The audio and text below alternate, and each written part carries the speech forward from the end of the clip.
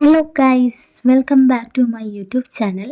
ഇന്നത്തെ ഒരു വീഡിയോയിൽ മലയാളം, ഇംഗ്ലീഷ്, മാത്സ് ഞാൻ എങ്ങനെയാണ് റിവിഷൻ ചെയ്യുന്നത് എന്നൊക്കെയുള്ള കുറച്ച് വിവരങ്ങളാണ് നിങ്ങളുമായിട്ട് ഷെയർ ചെയ്യുന്നത്. അപ്പോൾ ഇന്ന് അമ്പലത്തിലൊക്കെ പോയിട്ട് വന്നിട്ടാണ് ഞാൻ പഠിത്തമൊക്കെ സ്റ്റാർട്ട് ചെയ്തത്. ഇന്ന് പഠിക്കാൻ ഇരുന്നപ്പോൾ തന്നെ ടേബിളൊക്കെ ഭയങ്കര അലങ്കോലമായിരുന്നു. എല്ലാം നല്ല സെറ്റാക്കി വെച്ചതിന് ശേഷമാണ് പഠിത്തം ആരംഭിച്ചത്. മാത്സ് ആയിരുന്നു ഫസ്റ്റ് സ്റ്റാർട്ട് ചെയ്തിട്ടുണ്ടായിരുന്നത്. അപ്പോൾ മാത്സ് എന്ന് വെച്ചാൽ നമ്മളിപ്പോൾ സംഖ്യകളും അടിസ്ഥാന ക്രിയകളുമാണ് കംപ്ലീറ്റ് ചെയ്തത് ഓൺലൈൻ ക്ലാസ്സിൽ. അപ്പോൾ അതുകൊണ്ട് അതാണ് റിവിഷൻ ചെയ്തിട്ടുണ്ടായിരുന്നത്. എക്സ്ട്രാ വേറൊന്നും നോക്കിയിട്ടുണ്ടായിരുന്നില്ല. അതന്നെ റിപ്പീറ്റ് ചെയ്തു. പക്ഷേ ഒരുപാട് സമയം റിവിഷന് വേണ്ടിയിട്ടൊന്നും ഞാൻ എടുത്തിട്ടില്ല. കാരണം ഒരു ടോപ്പിക്കാണല്ലോ, ഒരു 5-10 മിനിറ്റ് കൊണ്ട് തന്നെ റിവിഷൻ ചെയ്തു. പിന്നെ നോക്കിയത് ഇംഗ്ലീഷാണ്. ഇംഗ്ലീഷും അതുപോലെ തന്നെ 2 ടോപ്പിക്കുകളാണ് ഇപ്പോൾ നിലവിൽ എടുത്തിട്ടുള്ളത്. Type of sentences and interchange of സെൻറ്റൻസസും അതേപോലെ തന്നെ പാർട്ട് ഓഫ് സ്പീച്ചുമാണ്. അതും ഒരു 10 മിനിറ്റ് കൊണ്ട് തന്നെ അതിൻ്റെ റിവിഷനും ചെയ്തിട്ടുണ്ടായിരുന്നു. ഈ കാണുന്നത് എൻ്റെ ഒരു റിവിഷൻ ചാർട്ടാണെന്ന് വേണമെങ്കിൽ പറയാം. ഇതെൻ്റെ റിവിഷൻസും കാര്യങ്ങളൊക്കെ അപ്ഡേറ്റ് ചെയ്യാൻ വേണ്ടിയിട്ടുള്ള ഒരു നോട്ടാണ്. അപ്പം ഞാൻ മാത്സ് റിവിഷൻ ചെയ്തതുകൊണ്ട് അതിന് നേരെ ഒരു ടിക്ക് ഇട്ടിട്ടുണ്ട്. ഇങ്ങനെ ഇതിൽ നിറയെ ടിക്ക് ഇടണം എന്നാണ് എൻ്റെ ആഗ്രഹം. സോ ഞാൻ പഠിക്കുന്നതിനനുസരിച്ചിട്ട് ആ സബ്ജക്റ്റിന് നേരെ ടിക്ക് ഇടാറുണ്ട്. പിന്നെ ഇത് വീക്ക് 1 ഡേ 1 തൊട്ട് ഡേ 5 വരെയുള്ള കാര്യങ്ങൾ, അതായത് റിവിഷൻ ചെയ്ത് കഴിഞ്ഞാൽ അതിന് നേരെ ടിക്കിടും. അപ്പോൾ ഈ ഒരു എന്താ പറയുക, ഇത് കാണുമ്പോൾ നമുക്ക് മനസ്സിലാവുമല്ലോ എത്രത്തോളം കാര്യങ്ങൾ ഞാൻ റിപ്പീറ്റ് ചെയ്ത് പഠിച്ചിട്ടുണ്ട് എന്ന്. നമ്മുടെ എക്സാം എന്ന് പറയുന്നത് ഇപ്പം നാളെയോ മറ്റന്നാളോ കൊണ്ട് എഴുതുന്ന ഒരു എക്സാം അല്ല. നമ്മളിപ്പോൾ ഒരു 6 മാസവും 8 മാസവും ഒക്കെ കഴിഞ്ഞിട്ട് എഴുതാൻ പോകുന്ന ഒരു എക്സാമിന് വേണ്ടിയിട്ടാണ് ഇപ്പോഴേ പ്രിപ്പയർ ചെയ്യുന്നത്. അതുകൊണ്ട് തന്നെ നമ്മൾ ഇപ്പോൾ പഠിക്കുന്ന കാര്യം നമുക്ക് 6 മാസം കഴിഞ്ഞാൽ ആ ഒരു എക്സാം ഹോളിൽ നമ്മൾ ഇരിക്കുന്ന സമയത്ത് വരെ നമ്മളെ മെമ്മറിയിൽ ഉണ്ടാവണം. അപ്പോൾ ഇന്ന് പഠിച്ചിട്ട് ഇന്ന് നമ്മൾ വിട്ടു, അല്ലെങ്കിൽ 2 ദിവസം കൂടെ റിവിഷൻ ചെയ്ത് വിട്ടാൽ നമുക്ക് അത് എക്സാമിന് നല്ലപോലെ പെർഫോം ചെയ്യാൻ പറ്റില്ല. അതുകൊണ്ട് തന്നെ നമുക്ക് റിവിഷൻ എന്ന് പറയുന്നത് മസ്റ്റാണ്.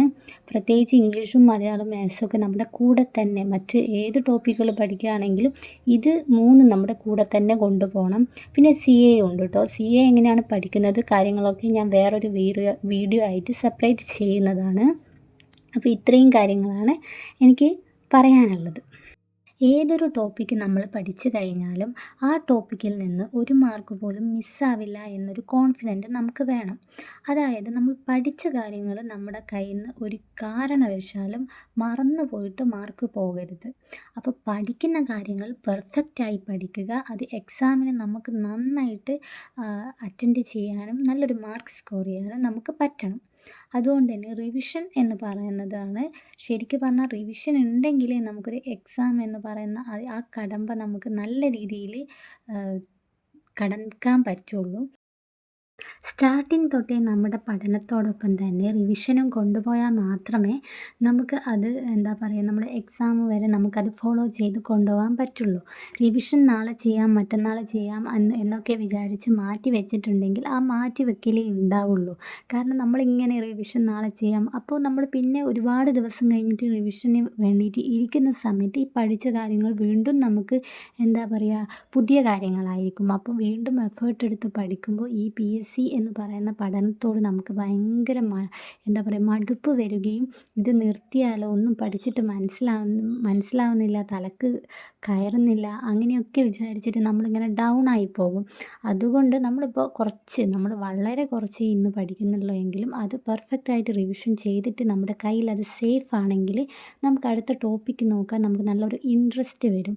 അപ്പോൾ നമ്മളിപ്പോൾ സ്റ്റാർട്ട് ചെയ്യുമ്പോൾ വളരെ കുറച്ച് ടോപ്പിക്കുകളൊക്കെ ഉണ്ടാവുള്ളൂ നമുക്ക് റിവിഷൻ ചെയ്യാനൊക്കെ. അതൊക്കെ നല്ല പെർഫെക്റ്റായിട്ട് റിവിഷൻ ചെയ്ത് പോവുകയാണെങ്കിൽ നമ്മൾ കുറച്ച് മുന്നോട്ട് പോകും തോറും ഒരുപാട് ടോപ്പിക്കുകൾ ഇങ്ങനെ കൂടി വരും. സിലബസിലേക്ക് നമ്മളിങ്ങനെ എന്താ പറയുക, ഇറങ്ങി ചെല്ലുന്ന സമയത്ത് ഒരുപാട് ടോപ്പിക്കുകളുണ്ടാവും.